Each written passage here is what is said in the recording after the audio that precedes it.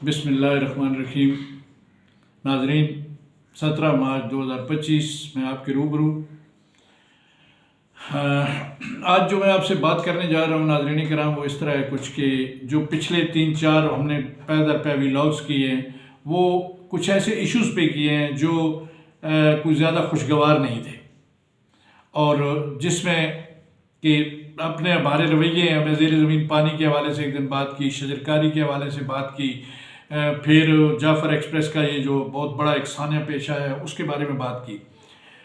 तो आपको याद होगा कि जब ये चैनल आपने शुरू किया था तो इसका नाम रखा था मुशाहिदात व तासरात, और फिर कुछ दोस्तों के एतराज़ की वजह से कि यार ये मुश्किल नाम है, तो इसे चेंज करके रख दिया था यादों के दीप। तब मेरा ये प्रोग्राम था या ये मेरा सोच थी कि मैं अपने गुजरे हुए वक्तों की कुछ खूबसूरत यादें जो है वो आपसे शेयर किया करूँगा। और हर इंसान के पास ज़िंदगी में कुछ ना कुछ तो होता ही है, दूसरों के साथ शेयर करे जो दूसरों को भी अच्छा लगे, या उसमें कुछ सबक आमोज़ बातें भी होती हैं। तो इस हवाले से मैंने कुछ वाक़यात आपके साथ रखे भी थे, आपको याद होगा। तो आज मैं सोच रहा था कि ये पै दर पै जो इतने मुश्किल सूरत हाल से हम गुजरे हैं, पाकिस्तान में दहशतगर्दी के वाक़यात हो रहे हैं और मुल्की हवाले से कोई अच्छी खबरें नहीं आती, तो कोई लाइट मूड की बात करनी चाहिए। तो आज मैं आपको नाज़रीन कराम अपनी प्रोफेशनल जो मेरी पेशा वाराना ज़िंदगी थी उसका एक बड़ा खूबसूरत और मज़े का एक वाक़या आपको सुनाता हूँ। वो इस तरह है कि मैं बतौर टीचर जो था वो मलाल स्कूल में अपॉइंट था, तो मेरी ड्यूटी लग गई मैट्रिक के इम्तिहान पे ज़िला अटक की तहसील हज़रों की एक जगह है और गुश्ती, एक कस्बा है बड़ा अच्छा। तो वहाँ गवर्नमेंट हाई स्कूल में बतौर सुपरिटेंडेंट मुझे वहाँ जो है अपॉइंट कर दिया गया। तो जब मैं वहाँ गया तो मेरे साथ कुछ निगरान अमला भी था, जिसमें एक क्लर्क था, एक 2 इन्विजिलेटर थे। तो हम जब इकट्ठे वहाँ पहुँचे तो हमारे डिप्टी सुपरिटेंडेंट साहब जो थे वो तब तक नहीं आए थे, और मुझे नहीं पता था कौन बंदा मेरे साथ बतौर डिप्टी सुपरिटेंडेंट लगाया गया है। तो इम्तिहान की कामयाबी का दारोमदार या सेंटर की कामयाबी का दारोमदार 2 लोगों पे होता है, एक सुपरिटेंडेंट पे और एक डिप्टी सुपरिटेंडेंट पे। और ये दोनों बंदे जो है अगर अच्छा इनका आपस में कोऑर्डिनेशन बन जाए तो बड़े अच्छे वो दिन भी गुजर जाते हैं और इम्तिहान भी कामयाबी से पाया तकमील को पहुंच जाता है।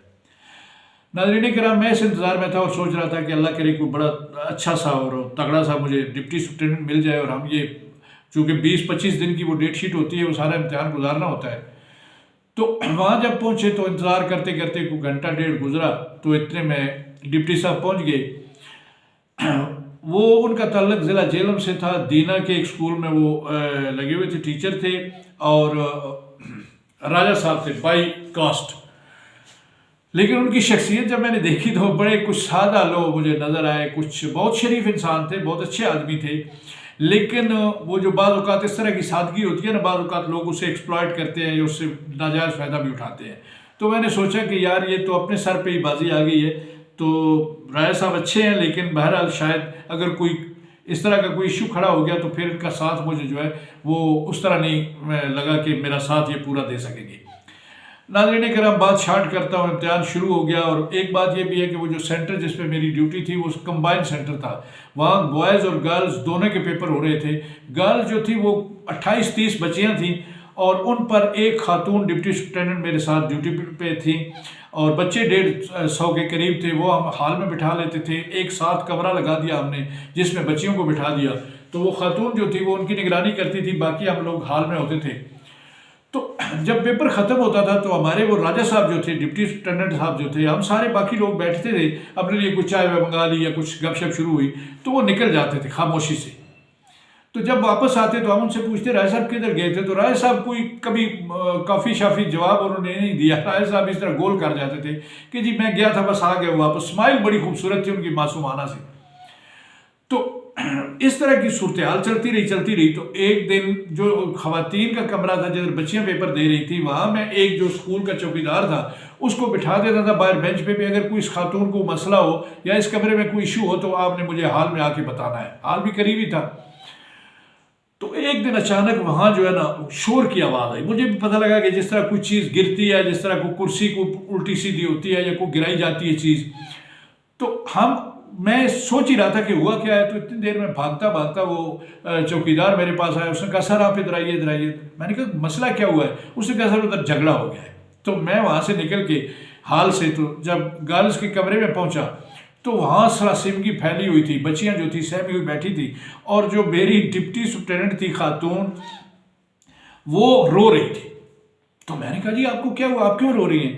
تو پہلے تو رونے کے دوران وہ مجھے صحیح جواب بھی نہیں دے سکی۔ جب میں نے دلاسا دیا، میں نے کہا میڈم آپ مجھے بتائیں مسئلہ کیا ہے، بات کرتے ہیں۔ تو اس نے کہا کہ سر یہ لڑکی جو ہے اس نے میرے ساتھ بدتمیزی کی ہے۔ ایک لڑکی کی طرف اس نے اشارہ کیا جو ماشاءاللہ بڑی تگڑی تھی، بڑی موٹی تھی اور بڑی اچھی صحت کی بچی تھی، اور اس کا مسئلہ یہ تھا کہ جو ہماری وہ خاتون تھی جو نگران تھی، وہ بالکل سوکھی سڑی تھی، بالکل کمزور تھی۔ تو میں نے کہا اس نے کیا بدتمیزی کی ہے؟ اس نے کہا سر اس نے مجھے دھکا دیا ہے، پیچھے بینچ پڑا ہوا تھا، میں اس بینچ پہ گری ہوں اور وہ بینچ الٹا ہوا ہے تو میرے سارے دیوار کے ساتھ ٹکرایا، اور وہ روتے روتے یہ ساری باتیں میرے ساتھ کر رہی تھی۔ سر میں نے اسے معاف نہیں کرنا، اسی وقت اس پہ کیس بنائیں اور اسے انفیئر مین میں جو ہے اس پہ ایف آئی آر کٹے، جو بھی ہو جیسے بھی ہو، اس کو یہاں سے فارغ کیا جائے۔ پیپر میں نے اس بچی سے لے لیا۔ ناظرین جب میں نے بچی کو دیکھا اور میں نے بچی پہ شاؤٹ کیا تھوڑا سا، شرم نہیں آتی تمہیں؟ یہ آپ کی ٹیچر ہے اور آپ نے ان کے ساتھ بدتمیزی کی، کیوں آپ نے ایسے کیا اور کیوں آپ نے یہ نقل لگائی، آپ پہ ہم کیس بنائیں گے۔ ناظرین وہ خاتون تو رو ہی رہی تھی، تو بچی نے بھی رونا شروع کر دیا اور زور زور سے رونا شروع کر دیا۔ صورتحال عجیب و غریب ہو گئی۔ میں نے ان کو دلاسا دیا میڈم آپ پلیز خاموش ہو جائیں، آپ کا رونا اچھا نہیں لگتا۔ بچیوں کو میں نے کہا بیٹا آپ لکھیں، تو اس بچی کو کھڑا کر کے اس سے پیپر لے لیا۔ تو میں نے اس بچی کو تھوڑی دیر کے لیے وارننگ کے طور پہ کھڑا کیا کہ اس سے کچھ دیر پیپر لیتے ہیں تو پھر معاملہ حل کر کے اس کو بٹھا دیں گے، لیکن کسی صورت بھی میری ڈپٹی سپرنٹینڈنٹ اس کو معاف کرنے کے لیے تیار نہیں ہو رہی تھی۔ تو ناظرین میں نے جب یہ دیکھا کہ یہ مسئلہ گمبھیر ہو جائے گا تو میں نے اس ریزیڈنٹ انسپیکٹر جو اسکول کے پرنسپل ہیں، وہ ریزیڈنٹ انسپیکٹر ہوتے ہیں، میں نے ان کو بلایا، بڑی شاندار شخصیت کے مالک تھے۔ تو میں نے انہیں سارا واقعہ بتایا اور میں نے کہا سر اگر آپ نے اس بچی پہ کیس بنایا تو یہ بڑا خراب ہو جائے گا۔ وہ ٹرائبل ایریا ہے ناظرین کرام، وہ جو غور گشتی ہے، اور وہاں اگر کوئی اس قسم کی بات ہو جائے تو پھر وہاں کے لوگ اس بات کو اتنا جلدی ہضم بھی نہیں کرتے اور پھر اس بندے کو معاف بھی نہیں کرتے۔ تو میں نے کہا کہ ہماری جو یہ نگران ہے، یہ میڈم جو ہے، ان کو تھوڑا سا سمجھایا جائے اور اس بچی کو جو ہے یہ وارننگ دے کے بٹھا دیتے۔ میں نے اور ملک صاحب نے، وہ ملک اسلم ان کا نام تھا، ہم دونوں نے اپنی وہ جو خاتون ٹیچر تھی ان کو تھوڑا سمجھایا بجھایا، تو کوئی منت ماجرہ کیا تو بچی کو معاف کر دیا انہوں نے، اور بچی بیٹھ کے پیپر دینا شروع ہو گئی۔ معاملہ حل ہو گیا، میں تھوڑا ریلیکس ہوا۔ تو میں نے دوسرے راؤنڈ میں اس بچی سے کہا بیٹا آپ پیپر دے کے میری بات سن کے جائیے گا، پہلے نہیں جانا۔ تو جب پیپر ختم ہوا تو میرے پاس وہ آ گیا چوکیدار، سے کہا سر بچیاں نکل رہی ہیں اور وہ بچی آپ کا انتظار کر رہی ہے۔ تو میں گیا تو میں نے اس سے کہا کہ بیٹا بات سنو کہ آپ نے اتنے اچھے پیپر دیے اور اتنے اچھے پیپر گزر گئے ہیں، یہ امتحان کے مڈ میں واقعہ پیش آیا تھا، تو میں نے کہا آپ نے یہ حرکت کیوں کی ہے، کیوں ایسا کیا آپ نے؟ تو ناظرین مجھے نہیں پتا تھا کہ آگے سے وہ کیا بولے گی۔ اس نے کہا کہ سر آپ نے کہا تھا تو میں نے کر دیا۔ میں نے کہا میں نے کہا تھا، آپ سے کہا تھا؟ تو اس نے کہا سر آپ نے میرے ابو سے کہا تھا کہ آپ کی بچی جو ہے اسے کہو کہ بے شک کھلا ڈولا لکھے، دیکھ کے لکھے، اسے کوئی نہیں پوچھے گا۔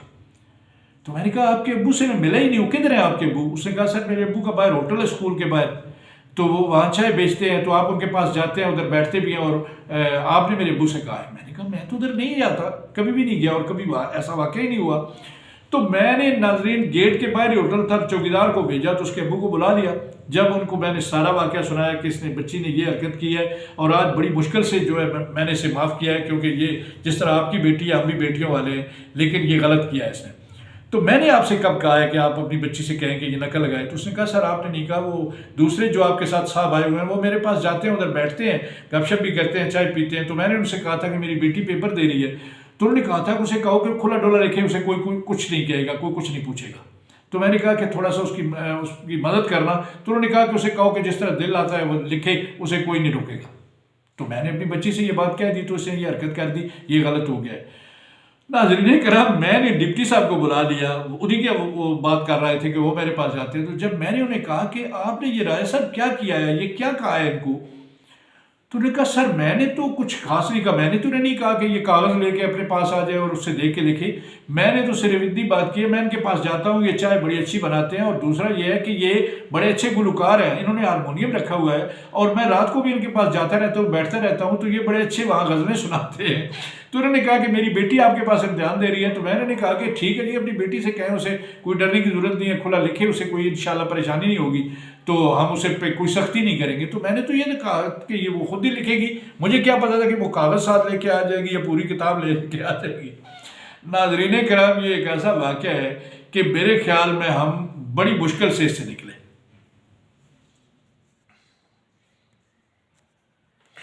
تو یہ صورتحال جو ہے درپیش آ گئی۔ میرے خیال میں اب میں اپنا ویلاگ جو ہے وہ ختم کرنے پہ آتا ہوں، اور اس پہ ایک سپیس مجھے لگ رہی ہے کہ کم رہ گئی ہے ریکارڈنگ کے لیے۔ تو ناظرین، یہ ایک واقعہ تھا جو میں نے آپ کے سامنے رکھا۔ اللہ تعالیٰ آپ سب کو سلامت رکھے، آپ خوش رہیں۔ یہ میری پیشہ ورانہ زندگی کے اس طرح کے کئی واقعات ہیں، بعد میں کوئی اگر آیا کوئی اس طرح ذہن میں تو آپ سے میں شیئر کروں گا۔ آپ سب سلامت رہیں، میرا پاکستان سلامت رہے۔ میں اور آپ مل کے پاکستان کے لیے ہمیں کوشش کرنی چاہیے کہ اس کے ملک کے حالات اچھے ہوں، ہمیں اپنا محاسبہ کرنا چاہیے۔ ہمارے جیسے دیگر جو لوگ ہیں، جہاں تک میری آواز جا رہی ہے، ناظرین کرام، اپنے وطن پہ کچھ مشکل وقت ہے، انشاءاللہ یہ گزر جائے گا۔ پاکستان جو ہے میرے ساتھ آپ مل کے نعرہ لگائیں، اللہ کرے یہ ملک سلامت رہے۔ یہ سلامت ہے ناظرین کرام تو یہ ہمارا آشیانہ ہے، یہ ہمارا گھر ہے۔ تو اس کے لیے ہمیں کوشش کرنی چاہیے، اپنے اپنے ذمہ جو ہمارے فرائض ہیں وہ ہمیں دیانتداری سے ادا کرنے چاہیے۔ دوستو، چلتے چلتے پاکستان زندہ باد۔